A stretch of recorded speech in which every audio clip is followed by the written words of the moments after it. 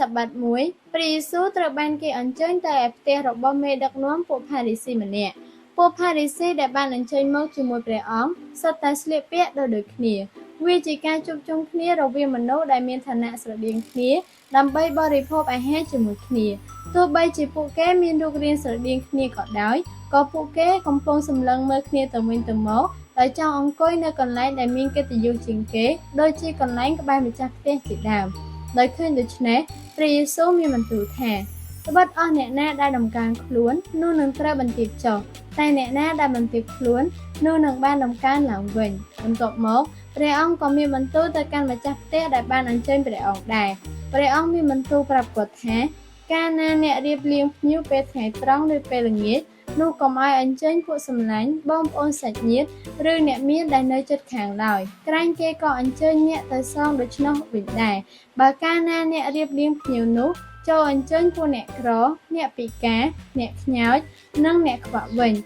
កាលបើបានលើដូច្នេះព្រះយេស៊ូវក៏និទានរឿងមួយដោយប្រើនគរព្រះជាការប្រៀបធៀបនៅពេលនោះម្នាក់ដែលបានអង្គុយស្ដាប់ព្រះយេស៊ូវដោយស្ងៀមស្ងាត់ក៏និយាយឡើងថាមានពរហើយអ្នកណាដែលនឹងបរិភោគក្នុងនគរព្រះបុរសម្នាក់បានរៀបចំពិធីជប់លៀងដ៏ធំមួយហើយបានអញ្ជើញមនុស្សជាច្រើននៅពេលដល់ពេលវេលាដែលពិធីជប់លៀងត្រូវចាប់ផ្ដើមម្ចាស់ផ្ទះបានបញ្ជាឲ្យពួកអ្នកបម្រើទៅតាមភ្ញៀវប៉ុន្តែតើមានអ្វីកើតឡើងស្រាប់តែភ្ញៀវដែលបានអញ្ជើញម្នាក់សុទ្ធតែរកលេសដល់សារម្នាក់និយាយថាខ្ញុំបានទិញចំការហើយខ្ញុំត្រូវទៅមើលចំការនោះសូមឲ្យលោកអត់ទោសម្នាក់ទៀតនិយាយថាខ្ញុំបានទិញគោ5នឹមខ្ញុំត្រូវទៅលោវាមើលសូមឲ្យលោកអត់ទោសម្នាក់ទៀតនិយាយថាខ្ញុំទៅទាំងការប្រពន្ធហើយដែលហេតុនោះបានជាខ្ញុំទៅមិនបានតើរឿងនេះស្ដាប់ទៅមិនចម្លែកបន្តិចទេឬអ្នកដែលទិញដីអ្នកដែលទិញគោនិងអ្នកដែលទើបតែរៀបការសុទ្ធតែរកលេសដែលស្ដាប់ទៅដូចជាសមហេតុផលប៉ុន្តែរឿងរបស់ពួកគេមិនស៊ីសង្វាក់គ្នាទេដីមិនមែនជារបស់ដែលអ្នកទិញបានដោយងាយដូចជាទិញភេសជ្ជៈនោះទេអ្នកត្រូវតែទៅត្រួតពិនិត្យវាឲ្យបានច្បាស់លាស់មុននឹងទិញប៉ុន្តែវាពិតជាចម្លែកណាស់ដែលនិយាយថាអ្នកនឹងទៅមើលដីនៅពេលដែលអ្នកបានទិញវារួចទៅហើយដូចគ្នានេះដែរសម្រាប់សត្វគោវាគ្មានហេតុផលទាល់តែសោះដែលទិញគោថ្លៃជាច្រើនក្បាលដោយមិនដឹងថាវាជាគោប្រភេទអ្វីឬថាតើវាជាគោដែលធ្វើការបានល្អឬអត់លេសរឿងរៀបការគឺកាន់តែចម្លែកទៅទៀតដោយសារតែព្រឹត្តិការណ៍ដ៏រីករាយបែបនេះបានរៀបចំឡើងតើវាមិនគួរជាការប្រសើរជាងទេឬក្នុងការទៅចូលរួមពិធីជប់លៀងដើម្បីចែករំលែកសេចក្តីរីករាយនិងអបអរសាទរជាមួយគ្នាទីបំផុតមនុស្សទាំងនោះមិនមែនខកខានដោយសារតែពួកគេរវល់ខ្លាំងនោះទេពួកគេគ្រាន់តែបង្កើតលេសដល់សារព្រោះពួកគេមិនចង់ទៅតែប៉ុណ្ណោះ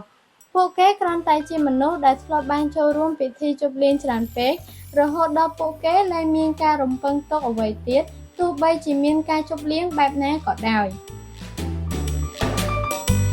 ម្ចាស់ផ្ទះបានលើរឿងរបស់ពួកគេហើយបានប្រាប់ពួកអ្នកបម្រើឲ្យដើរជុំវិញទីក្រុងហើយអញ្ជើញជនក្រីក្រនិងជនពិការទោះបីជាមានមនុស្សជាច្រើនបានមកចូលរួមពិធីជប់លៀងរួចហើយក៏ដោយក៏នៅតែមានកៅអីទំនេរដូច្នេះម្ចាស់ផ្ទះបានប្រាប់ពួកគេឲ្យចេញទៅតាមផ្លូវច្រកល្ហកតាមរបងដើម្បីនាំមនុស្សបន្ថែមទៀតមកហើយគាត់បាននិយាយថាត្បិតអញប្រាប់ថាឯពួកមនុស្សទាំងប៉ុន្មានដែលអញបានអញ្ជើញមកមុននោះអញលែងឲ្យអ្នកណាមួយភ្លក្សម្ហូបរបស់អញហើយ